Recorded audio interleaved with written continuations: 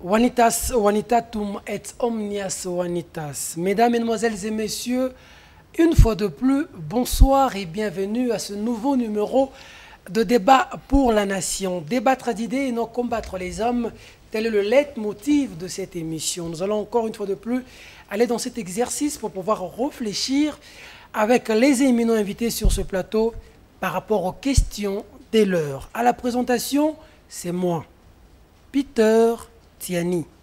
C'est comme ça que je m'appelle. Et merci à l'équipe technique, toujours de mèche avec nous. Cette équipe qui fait un travail énorme pour que nous puissions vous proposer cette émission. Et merci à vous, fidèles téléspectateurs, de la sympathique attention que vous nous accordez. Vous êtes au pays, vous êtes à l'étranger, en Afrique et en dehors de l'Afrique. Par la magie du satellite, nous vous disons un grand merci. Nous allons encore aujourd'hui réfléchir dans cette émission par rapport à la nomination du Premier ministre Matata Ponyo. Ce n'est plus le secret. Matata Ponyo est aujourd'hui chef du gouvernement. Alors il va, dans le prochain jour, à former le gouvernement. Alors réfléchir sur la personne et ainsi que les défis qui attendent le gouvernement Matata. Alors, Matata, lors d'un point de presse, d'abord à titre d'information, Matata Ponyo a été désigné, nommé Premier ministre mercredi dernier par le chef de l'État. Et jeudi dernier, Matata Ponyo a essayé d'organiser un point de presse avec le chevalier de la plume où il a dévoilé son plan d'action. Nous avons retenu trois aspects importants, c'est la paix, la stabilité monétaire et le développement économique. Alors, pouvoir réfléchir dans cette émission par rapport à cette lourde tâche et aussi pouvoir savoir que faudra-t-il faire pour que le Congo aille de l'avant. Sur ce plateau, 4 invités. Le premier, un membre de la majorité présidentielle, analyste politique, M. Papi Tamba, est avec nous ce soir. M. Papi Tamba, bonsoir. Bonsoir et membre du PPRD aussi. Comment vous allez? Ça va très bien. D'accord. De l'autre côté, il est président de la Ligue de jeunes du PPRD Benelux. Il a l'habitude de nous suivre en Europe, précisément en Belgique, à Bruxelles. Il est venu il y a peu au pays. Ça fait quelques jours, mais il a voulu participer dans cette émission qu'il a l'habitude de suivre de loin. Lui, c'est M. Adon Tchaloui. Monsieur Adon, bonsoir. Bonsoir, Monsieur Peters. Comment vous allez? Très très bien. Comment ça se passe en Europe, le PPRD Benelux, hein? Oui, vous êtes présents en Europe. Hein? Nous sommes présents, nous organisons des activités, des colloques très visibles et ça s'illustre par nos activités. Comme vous l'avez remarqué, il y a le vice-premier ministre belge qui était venu ici en Belgique. Donc c'est l'un de un premier belge occidental de fouler ses pieds après l'élection du président de la République. Et aussi, c'est un bon signe. C'est un bon signe. Donc vous ne faites pas les choses en catimini. C'est qu'il y a un travail, vous pouvez vérifier. Il faut vérifier. Je reviendrai à vous, puisque ça nous étonne quand même hein, que le PPRD soit en Europe. D'accord, on va y revenir. De l'autre côté, il est autorité traditionnelle, il milite beaucoup pour le développement de son pays, par le média et aussi en interne. Lui, c'est le chef Paka Bantilel qui nous a fait honneur d'être avec nous ce soir, à qui nous disons bonsoir chef Paka. Bonsoir monsieur le journaliste. Comment vous allez? Ah, c'est bien. Vous avez l'air fâché chef Paka? Non, c'est l'attitude d'un bon chef coutumier, autorité traditionnelle. Quand il vient, moi, avant de venir ici, j'ai vu là-bas, j'ai vu la population marcher à pied, j'ai vu là où je suis, j'ai vu... On a quand même remarqué l'évolution de la barbe. Hein? Pourquoi? C'est un signal fort d'espoir pour le changement de ce pays. D'accord, merci beaucoup. Et en dernier lieu, il est président du PPPC, Parti du Peuple pour le Progrès du Congo, président de la plateforme de l'opposition non alignée, le docteur Stéphane Ndita, avec nous ce soir. Bonsoir, professeur. Peter, bonsoir. Comment vous allez? Très bien, merci. Alors, je reste avec vous, docteur Stéphane. À l'actualité, c'est la nomination de Matata Ponyo comme Premier ministre. Selon vous, une bonne nomination, la personne qu'il fallait à la place?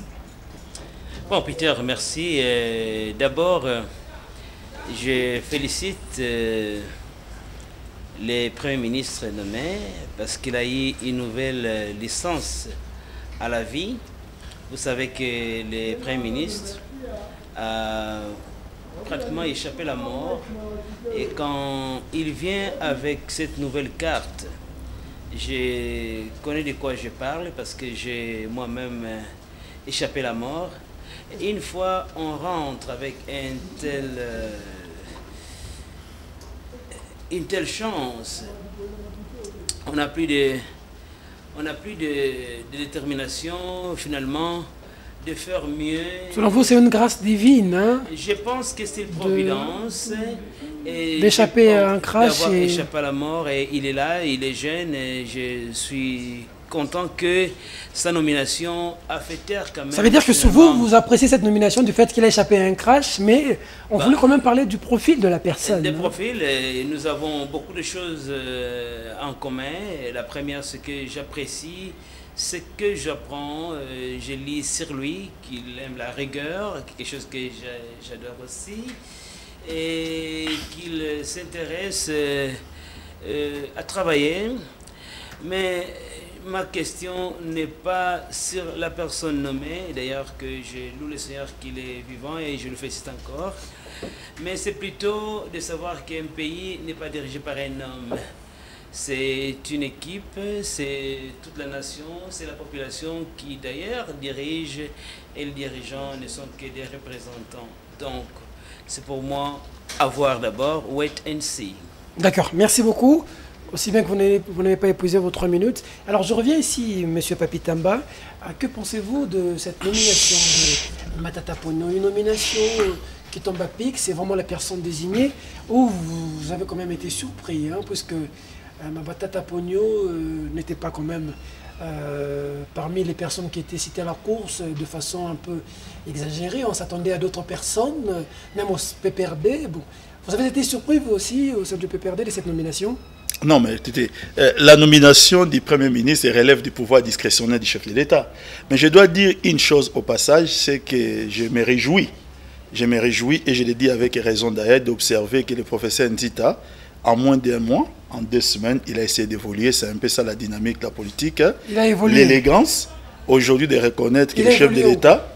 Non, il y a encore 2 semaines, le professeur Nzita a essayé de nous faire croire que les chefs de l'État auraient eu des problèmes, par exemple, pour faire des choix d'un Premier ministre, qu'il n'y avait pas de majorité, et je vais utiliser ses propres mots, que la majorité était plastique.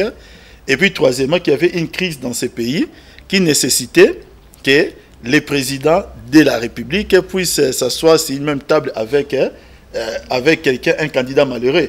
Aujourd'hui, en moins de 2 semaines, nous observons que tout cela appartient au passé, et aujourd'hui, le professeur Ndita a l'élégance de les reconnaître pour montrer que les pays avancent. Donc là, je tenais aussi à le féliciter par rapport à ça. Revenons maintenant par rapport à l'homme. Moi, je pense qu'aujourd'hui, en termes de CV, nous avons un Premier ministre qui a fait ses preuves en tant qu'un ministre des Finances. Et aujourd'hui, dans ces pays, parmi les grands défis à relever, un ministère comme le ministère de la Finance dans un pays en crise, et dans un pays qui vit dans un contexte de la crise financière, un ministre des Finances qui essaie de s'illustrer pour essayer de faire des choses, excusez-moi, qui puissent être rentables pour le pays par rapport aux résultats obtenus, moi je pense que celui-là peut être qualifié, et je dirais que le chef de l'État a fait un choix responsable. Un choix judiciaire. Il ne faut pas oublier une chose, c'est que c'est un Premier ministre PPRD. Nous respectons maintenant l'équilibre des institutions. Et là, je tenais personnellement à féliciter le président Évariste Bochab pour son combat et son acharnement. Il nous a montré aujourd'hui que Bochab, en 2011 ou en 2012, n'est pas Kamere Lokaningini Vital de 2006. Il a si négocié. Qu'est-ce que Kamere vient faire dans tout ça? Il a négocié. Il n'a pas négocié une issue heureuse du parti. Il a négocié pour son propre compte. Il a négocié son siège au perchoir du Parlement, point barre. Aujourd'hui, nous avons un secrétaire général qui a fait preuve de l'altruisme.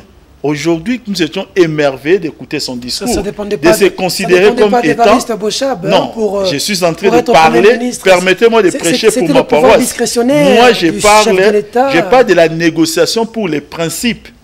Je ne parle pas du choix de la personne. On a même vu la fête du PPRD. Hein, je ne parle pas du choix de la personne.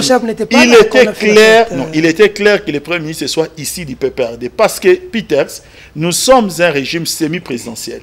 Et c'était la première fois dans l'histoire du monde que nous avons observé qu'un parti majoritaire au Parlement, dans un régime semi-présidentiel, a cédé les sièges des premiers ministres à un parti qui avait moins de députés que lui.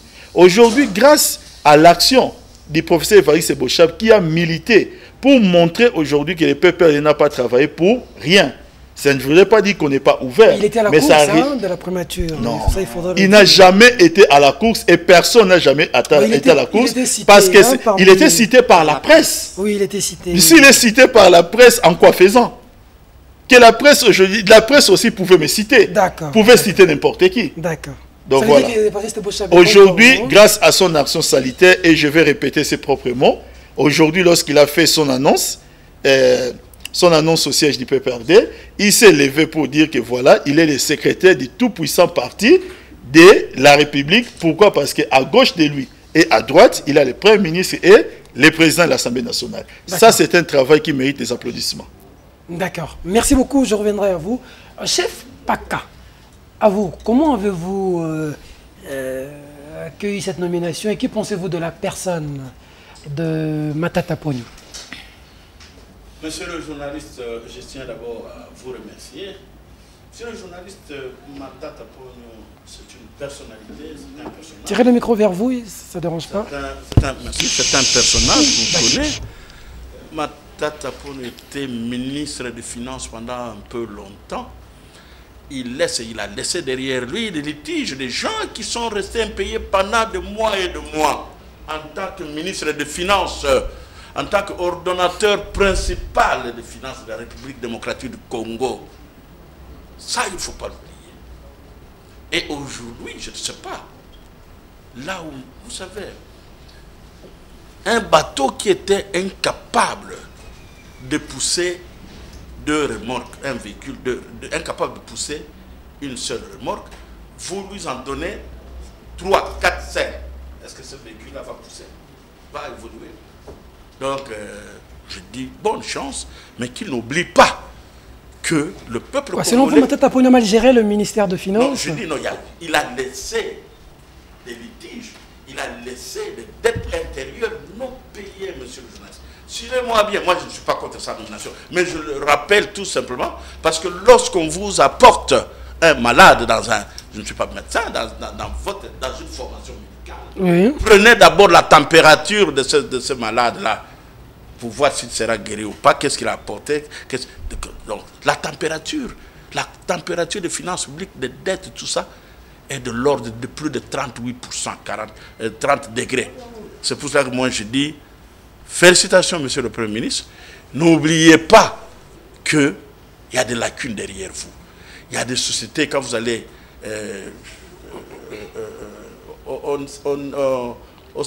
qu'est-ce qu'on dit? On PTC, on PTT.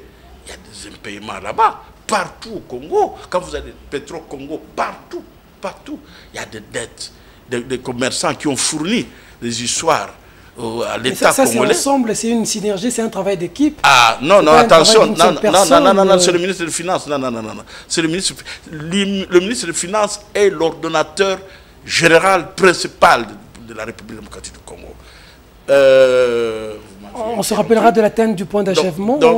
Ça ne dit rien. Qu'est-ce que ça a apporté? Qu'est-ce que ça a changé? Qu'est-ce que ça a changé, monsieur? Et je veux lui donner tout simplement, parce qu'on navigue, on dirait ce pays sans point de... On navigue à vue. Sans point de repère. Je donne au Premier ministre un point de repère. Monsieur le Premier ministre, pour que les chefs coutumiers puissent vous juger, regardez, en 1960, lorsqu'on avait eu l'indépendance, le huissier avait un salaire de combien? Le chef du bureau, le directeur, ramenez-nous, parce que nous avions chassé ce gouvernement-là colonial pour dire qu'on était mal payé. Mais on vous demande tout simplement de prendre la grille, de nous donner, aux professeurs, de donner ça fait 60 ans, c'est en 1960, aujourd'hui c'est plusieurs années passées. Il doit avoir le temps, il a donné un programme, il faut lui laisser le temps. Non, attendez, vous ne comprenez pas mon message. Allez-y. On ne lui demande pas l'impossible. On ne lui demande pas de payer des millions, tout ça. Qu'il regarde l'homme blanc quand il est parti, il a laissé à un planton congolais combien? D'accord. Et le franc congolais équivalait combien? 2 francs belges. Il vient de la Belgique. Un franc, 2 dollars à l'époque. Non, je dis 4 francs belges Oui. à cette époque. Aujourd'hui, c'est combien? Le dollar, à l'époque, était combien? Non, ne faisons pas danser les gens comme ça sans suivre le rythme de tam-tam. Je rappelle ici aussi que vous êtes de la majorité présidentielle populaire. Hein? Je dis, c'est ça que j'apporte. Je suis l'église au milieu du village. La majorité présidentielle populaire. Non, d'abord en tant que chef coutumier. Et puis, le chef, attendez, le chef coutumier dans son village, vous pouvez lui donner à manger, vous pouvez lui donner les gibiers, tout ça. Mais quand vous déconnez, quand on sait que vous aviez mal fait, il vous déballe publiquement. D'accord. Ce n'est pas parce que je suis de la majorité populaire que je vais danser que je vais accepter tout ce qu'on va dire là-bas. D'accord. Voilà. Merci beaucoup. Alors, je prends M. Adon Tchaloué. Comment vous avez accueilli cette information et vous pensez que le Premier ministre sera en mesure de redorer le blason terni du pays Donc le Premier ministre n'aura pas à redorer il n'aura pas à redorer l'image de la République démocratique du Congo, parce que l'image de la République démocratique du Congo est redorée depuis l'accession du camarade Kabila Kabange en 2001. Vous vous souviendrez qu'en 2001, la République démocratique du Congo était infréquentable. Dans quelques mois, nous allons organiser le sommet de la francophonie. Il faut en parler. C'est que le Congo, c'est qu'il y a eu du travail. Aujourd'hui, le Congo est réhabilité dans l'international. Donc, monsieur le camarade Matata Mponyo aura juste à poursuivre ce qu'il a commencé, c'est que le Parti du Peuple, parce qu'il ne faut pas l'oublier, il est cadre au sein du Parti du Peuple pour la reconstruction de la démocratie. Il a été aussi... On dit qu'au ministère de Finances, il a laissé beaucoup de dettes. Hein. Bon, des dettes, je ne sais pas de quelles dettes que M. Mpaka parle, parce que, à ma connaissance, je sais qu'il a été plébiscité. Il est mieux coté que le ministre de Finances grec. Donc, M. Matata est meilleur que le ministre de Finances grec. Ce n'est pas Adon Tchaloué qui l'a dit, ce n'est pas notre formation Parti du Peuple pour la Reconstruction qui l'a dit, mais c'est le Fonds monétaire international qui l'a dit, c'est la Banque mondiale.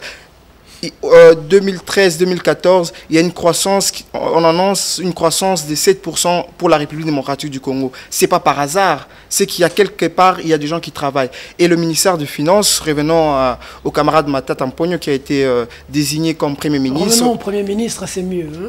Camarade, vous allez l'appeler au parti.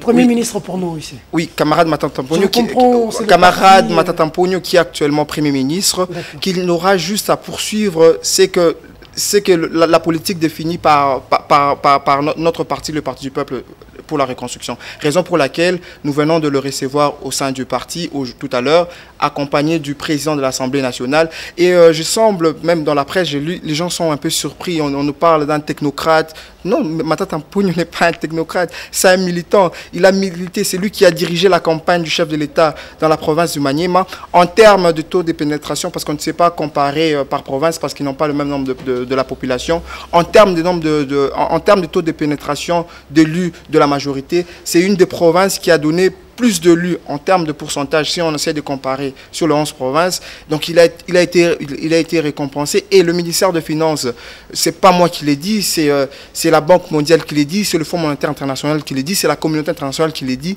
C'est le meilleur ministère, c'est un des meilleurs ministères du mandat passé. Alors, c'est lui qui a été meilleur, doit maintenant passer à la tête, doit diriger la primature. Merci. Donc c'est pas par hasard. Et c'est aussi un enseignement qu'on donne à toutes les formations politiques existantes en République démocratique du Congo, qu'il faut un parcours pour les militants pour accéder à des responsabilités. Quand on voit le camarade Aubin Minako qui aujourd'hui est président de l'Assemblée nationale, quand on voit Matata Mponyo, on voit qu'il y a un parcours. Ils ont commencé petit à petit, ils ont gravi les échelons. Et ça, c'est d'autres formations politiques doivent emboîter la politique définie par le camarade. Merci beaucoup, Monsieur Adon.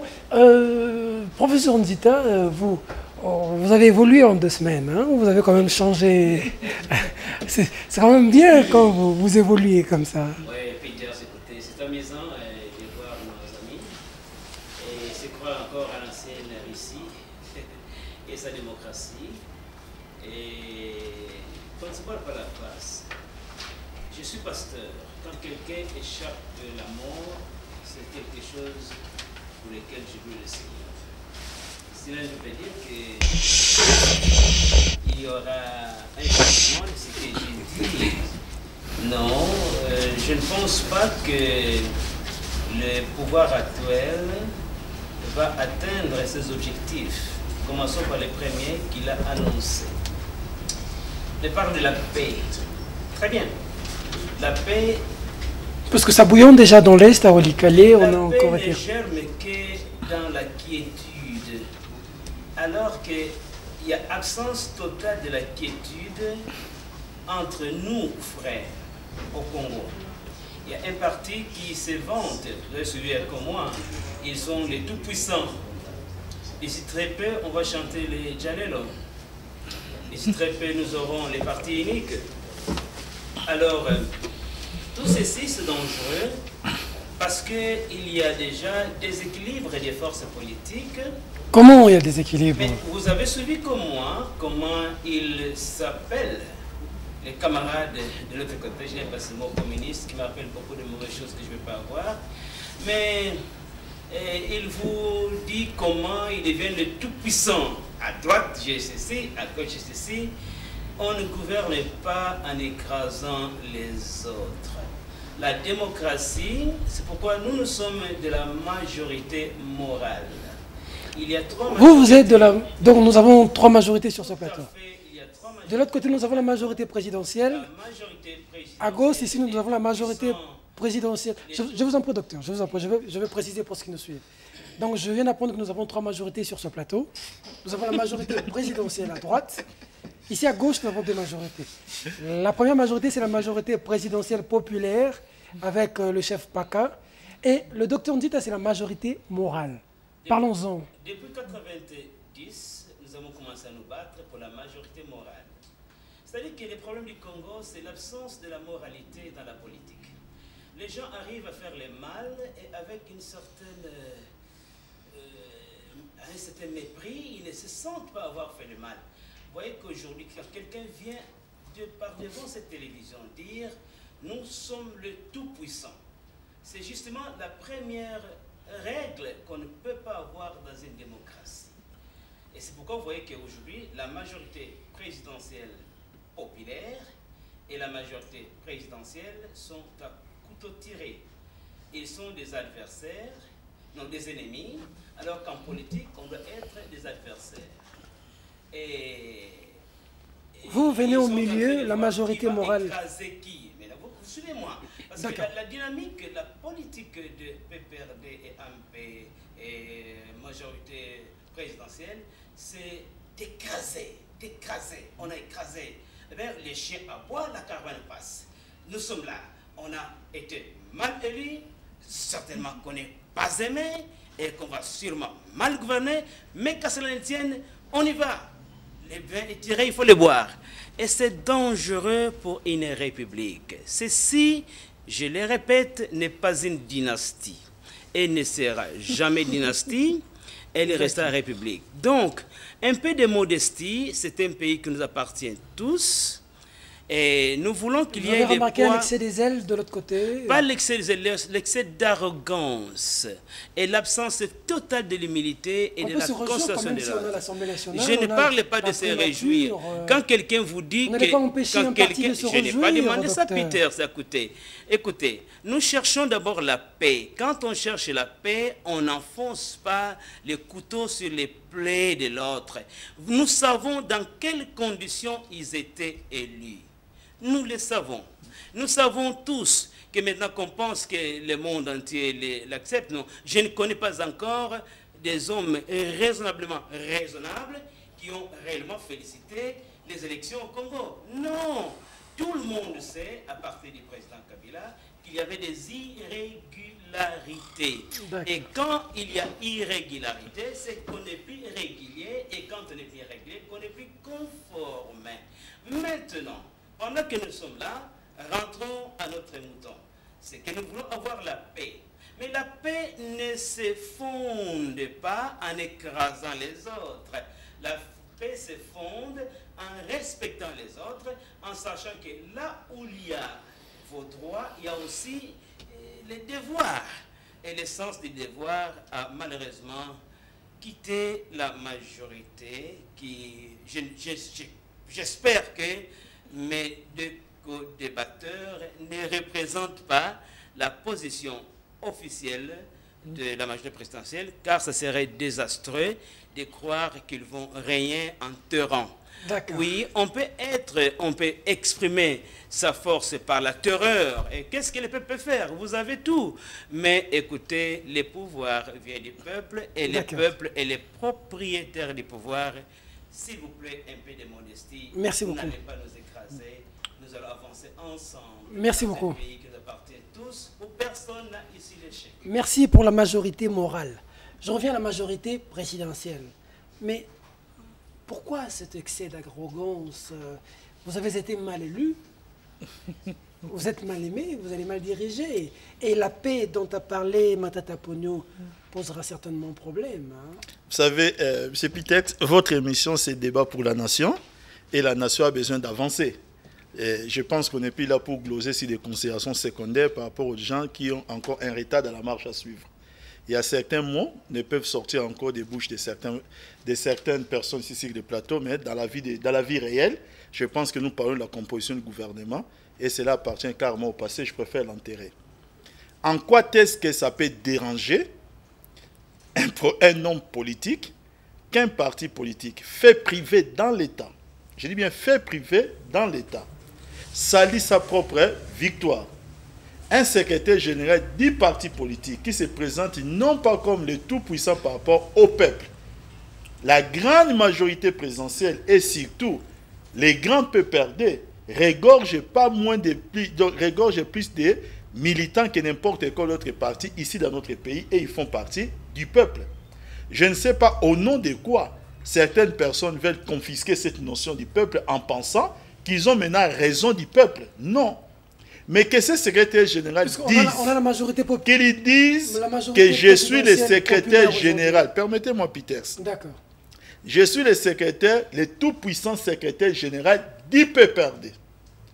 Avec les deux trophées, double brassard. Je pense que ça devait beaucoup plus interpeller ceux-là qui n'ont pas travaillé. Prenons un exemple, prenons le cas de la France, M. Peters. Aujourd'hui, nous sommes en train d'assister à un débat qui commence à renverser la tendance. Nous attendons dimanche pour voir ce que cela va donner. Mais entre les partis socialistes et l'IMP. Mais pendant 3 mandats, l'IMP s'est constitué en une grande force. Et pendant 3 mandats, l'IMP avait le président de la République et aussi les gouvernements. Cela allait de soi. Et une majorité au niveau du Parlement. Ils étaient dans une logique du travail, où on voyait les membres de l'IMP s'exprimer aussi dans ces contextes-là. Les gens de la gauche, ils n'avaient que du temps pour s'organiser. Pendant 3 mandats, au lieu de s'organiser, ils ont essayé un peu, encore une fois de plus, de glosser dans les considérations secondaires, avec des divisions et des querelles entre eux, et cela n'a fait que l'affaire de l'IMP. Si aujourd'hui, l'opposition congolaise trouve qu'elle veut nous arracher les pouvoirs, ou ne plus entendre ce genre de propos, parce que nous fêterons toujours n'en déplaise à ces gens-là. Lorsque nous remportons notre trophée double brassard, ça s'est fait. Ils n'ont qu'une seule chose à faire. Ils n'ont qu'à s'organiser. Ils doivent se dire que demain, nous aimerions aussi être double brassard. La porte ne leur est pas fermée. Vous avez la mais qu'ils arrivent... Vous avez la majorité présidentielle populaire sur votre chemin. Non, écoutez, je pense qu'en venant sur... Là, nous sommes carrément, franchement, c'est de l'humour et une grande plaisanterie. Un parti avec non, ça c'est... Vous savez, aujourd'hui, au moment où nous parlons, Pitets, je crois que pendant la campagne, on a assisté à ce qu'on appelait dynamique telle. On a assisté à un mouvement appelé soutien à tel. Aujourd'hui, entre eux, vous savez ce qui se passe. Il y en a qui sont interdits d'aller à l'imiter. Carrément. Nous ne savons pas d'aimer les membres de la MPP si on va encore leur interdire l'accès à l'imiter. Donc nous ne sommes pas là pour courir, pour jouer un peu à l'aventure. Sachez-le que la politique n'est pas une spéculation. Ce n'est pas un marché boursier. On ne vient pas spéculer dans la politique. La réalité, écoutez, je déplore seulement ces nouveaux venus. dans cette grande famille qu'on appelle MPP, à qui je souhaite bonne chance. Je déplore seulement de savoir dans combien de temps ils seront interdits d'aller alimenter. Donc moi, ce que je veux seulement dire, c'est vrai dire, et restons un peu sérieux, il n'y a pas de ce genre de majorité. Nous avons une majorité présidentielle fait privée, qui est organisée, qui a un bureau, qui est instructif, qui regroupe certains partis. Et nous avons la majorité au niveau du Parlement, où nous sommes encore majoritaires. Voilà, là, quand nous parlons de ça, nous sommes dans la vraie vie. C'est-à-dire qu'il n'y a aucun rêve là-dedans. Et n'importe qui peut le percevoir comme tel. Que ce soit nos partenaires extérieurs comme nos partenaires intérieurs. Merci beaucoup. Donc ne spéculons pas sur la politique, chers aînés. Merci beaucoup. Ce n'est pas un marché boursier. Je reviens à vous, chef Paka. C'est de l'humour, la majorité présidentielle populaire. Humour, monsieur le journaliste. Je vous apprends tout de suite que la majorité populaire vient d'avoir, à travers les idées, un nouveau membre qui se trouve être la majorité morale. Est-ce que vous avez suivi le discours? Est-ce que vous avez suivi ce que le professeur a dit? Mais il est, ipso facto, il est de plein droit membre de l'opposition majorité populaire. Vous êtes en train de le tirer vers... Non, je ne le tire pas. En suivant ce qu'il a déclaré ici. Comment? Vous n'aviez pas suivi, monsieur le journaliste? J'ai suivi. Et alors, qu'est-ce que vous voulez que moi? Moi, je n'ai pas besoin d'un dessin pour vous démontrer ce qu'il a dit ici. C'est pas de l'humour, hein, c'est pas des règles. Non, non, non. Je dis, monsieur le journaliste, je dis, voilà, la majorité présidentielle populaire vient d'attraper un gros poisson à travers ses idées. Il nous rejoint d'une façon tacite, monsieur le journaliste. Et que cela ne tienne. J'ai parlé des dettes. Les dettes pour les fonctionnaires. Le dossier de Moody. Qu'est-ce que l'actuel Premier ministre a donné comme suite? Les dettes. Les grèves partout, monsieur. Les dettes internes. Les dettes. La gouvernance. Parce qu'on dit qu'il est rigueur. La rigueur. Nous avons combien de députés? 500 députés. Nous avions, je dis, 500 députés, 100 sénateurs. Et lorsque vous apprenez, on vous parle impôt professionnel sur le revenu. Est-ce que ces gens ont payé l'impôt professionnel sur le revenu? Non, ils n'ont pas payé. Ils n'ont pas payé, mais c'était sous le règle. Il y a même un confrère, Jérôme Sekana, qui a fait tout un dossier sur ça. Le ministre des Finances, qui se trouve être l'ordonnateur. Je suis spécialiste en finances publiques, monsieur. N'oubliez pas. Et fiscaliste. Je sais de quoi je vous parle. Je ne ramasse rien. Je vous dis la vérité. Allez vérifier. Prenons tout simplement la masse d'argent. Je rappelle ici, vous êtes parmi les doyens de la DGI, je crois. Je suis le concepteur de la création de la direction générale des recettes administratives de manière. Ça, c'est l'histoire. C'est moi. Personne ne peut venir me contredire ici. D'accord, allez-y. C'était juste une information. Oui. Donc, monsieur Peter, dire que la majorité présidentielle populaire, ennemie, ceci, cela. Non. Nous venons pour mettre l'église au milieu du village. Parler des élections. Ne nous parlez pas des élections que le président public lui-même avait reconnu que c'était mal organisé. Que nous, si